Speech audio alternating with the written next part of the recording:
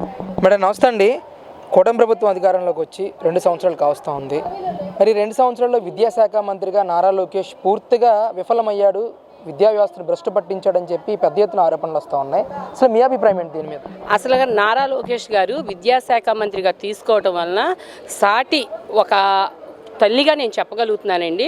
పిల్లలకి విద్యా వ్యవస్థలో చాలా మార్పులు వచ్చినాయి. ఇప్పుడు చదువుకున్న పిల్లలకి ఉద్యోగాల కోసం ఎత్తుక్కునే పని లేకుండా ఐటీ సంస్థలను తీసుకొచ్చిన ఘనత లోకేష్ గారికి దక్కింది. ఇవాళ గవర్నమెంట్ స్కూళ్ళని మన మంగళగిరిలో ఒక స్కూల్ను చూసాం, దాన్ని ఎంత బాగా అభివృద్ధి చేశారు.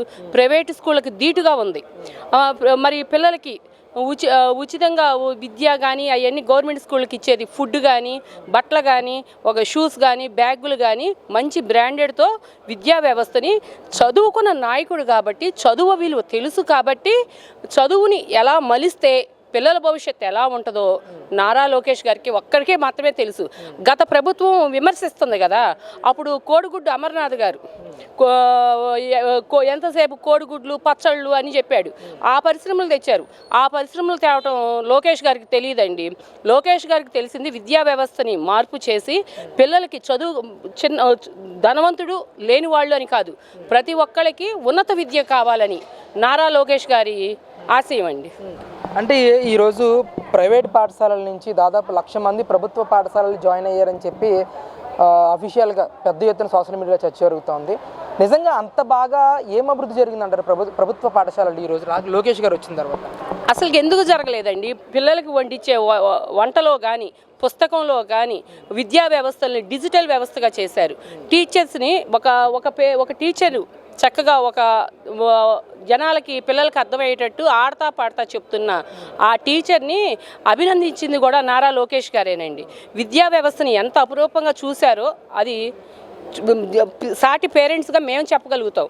దీనికి కూడా రాజకీయాలు ఆపాదించడం అంటే ఆ వైసీపీ ప్రభుత్వానికే చెల్లిందండి. అంటే ఈరోజు నిరసనలు కూడా వ్యక్తం చేస్తూ ఉన్నారు రాష్ట్ర వ్యాప్తంగా. వెన్నుపోటుకు 2 ఏళ్ళు చంద్రబాబు నాయుడు ప్రజలను నమ్మించి మోసం చేసి వెన్నుపోటు పొడిచాడు అని చెప్పేసి కూడా పెద్ద ఎత్తున వైసీపీ నాయకులు మాట్లాడుతున్నారు. దీని మీద మీ అభిప్రాయం ఏంటి అసలు? ఎందుకండి మీరు ఇస్తానన్న పెన్షన్ 3 నెలల ముందు పెన్షన్ ఇచ్చింది, అది వెన్నుపోటు అండి. ఇప్పుడు రైతులకి రైతు భరోసా ఇస్తున్నాడు, అది వెన్నుపోట.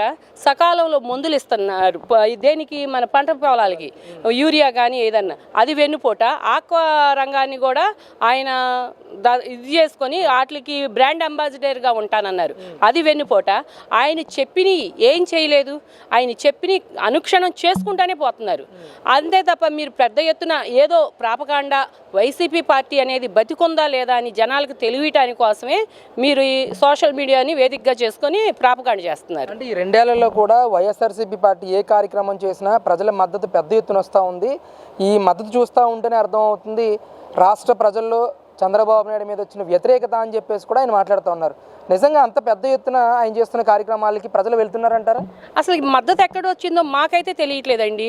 మొన్న ఒక రౌడీ షీటర్ను పలకరించడానికి వెళ్ళారు, అది ఒక రౌడీ షీటర్ను పలకరించడానికి వెళ్ళింది, అది మద్దత?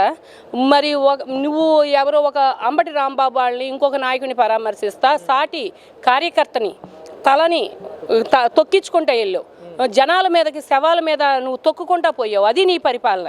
చంద్రబాబు గారికి శవాల మీద వెళ్ళే పరిపాలన వద్దు, అలాంటి పాలన బాబు గారు చేయరు. అంటే ఇదే పాలన కొనసాగితే మళ్ళీ 2029లో కూటమి నాయకులు అధికారంలోకి వచ్చే అవకాశం ఉంటుందంటారండి? ఏ పాలన అండి? ఇప్పుడు 2 ఏళ్ల పాలన చూసిన తర్వాత మీకేమైనా డౌట్గా ఉందా? ఇప్పుడు వాళ్ళకి 11 సీట్లు వచ్చినాయి.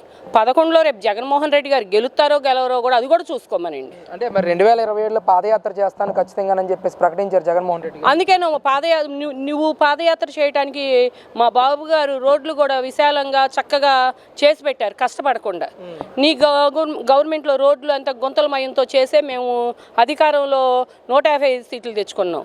ఇప్పుడు మా బాబు గారు అయితే నీకు గుంతల రోడ్లు లేకుండా చక్కగా రహదారులు వేశారు. నువ్వు కష్టపడకుండా చెయ్యి, పాదయాత్ర చేయి. నువ్వు ఎంతవరకు తీసుకురాగలుగుతావో జనాల్లోకి నువ్వు ఎంతవరకు వెళ్ళగలుగుతావో మేము చూసుకుంటాం. అంటే మహిళల సపోర్ట్ ఉంటుందంటారా? గతంలో ఏ విధంగా అయితే జగన్మోహన్ రెడ్డి గారికి పాదయాత్రకు సపోర్ట్ వచ్చిందో మళ్ళీ అలాంటి సపోర్ట్ ఉంటుందంటారా పాదయాత్రకి? జగన్మోహన్ రెడ్డి గారికి అండి పొరపాటున ఉండదండి. ఇప్పుడు పిల్లలకి తల్లికి వందనం ఇచ్చారు, నువ్వు అమ్మఒడి ఇచ్చావు, అమ్మఒడి ఒక బిడ్డకే ఇచ్చావు. తల్లికి వందనం ఎంతమంది 5 బిడ్డలున్న ఇచ్చిన ఘనత చంద్రబాబు గారిది. మరి మహిళలకి సపోర్ట్ చంద్రబాబు గారికి ఉంటుందో నీకు ఉంటుందో నీకే తెలియాలి. పవన్ కళ్యాణ్ గారు కానీ చంద్రబాబు నాయుడు గారు కానీ నారా లోకేష్ గారు కానీ ఏ పర్యటనలు చేసినా కానీ పబ్లిసిటీ స్టంటే ఇదంతా కూడా అని చెప్పేసి పెద్ద ఎత్తున ఆరోపణలు చేస్తున్నారు వైసీపీ నాయకులు. ఏంటండి వీళ్ళ పర్యటనల వల్ల రాష్ట్రానికి ఎంతవరకు ఉపయోగం ఉంటుందంటారు అసలు? దావోస్కి వెళ్ళినప్పుడు నీ వాళ్ళు నువ్వు వైజాగ్లో పెట్టావు నీ ఐటీ పరిశ్రమలు, ఎవరికి టీవీ ఆర్టిస్టులని వాళ్ళని తీసుకొచ్చి బ్రాండ్ అంబాసిడర్లు చేసి వాళ్ళకి ఐటీ పరిశ్రమల మంత్రులు ఐటీ వాళ్ళ కింద మీరు వాళ్ళకి డ్రెస్ సెన్స్ చేసి క్రియేట్ చేశారు. నారా లోకేష్ గారు ఎక్కడికి వెళ్ళినా పరిశ్రమలు తీసుకొస్తున్నారు. ఇప్పుడు ఎన్ని పరిశ్రమలు తీసుకొచ్చారు? గూగుల్ కానీ చాలా పరిశ్రమలు తీసుకొచ్చారు. వాటిల్లో నువ్వు ఒక్క పరిశ్రమ తీసుకొచ్చింది చెప్పు. నువ్వు కష్టపడి అంతకుముందు గవర్నమెంట్లోనే కష్టపడి తీసుకొచ్చిన 2019లో తీసుకొచ్చిన కియా పరిశ్రమల్ని, జాకీ పరిశ్రమల్ని నువ్వు తరలించావు.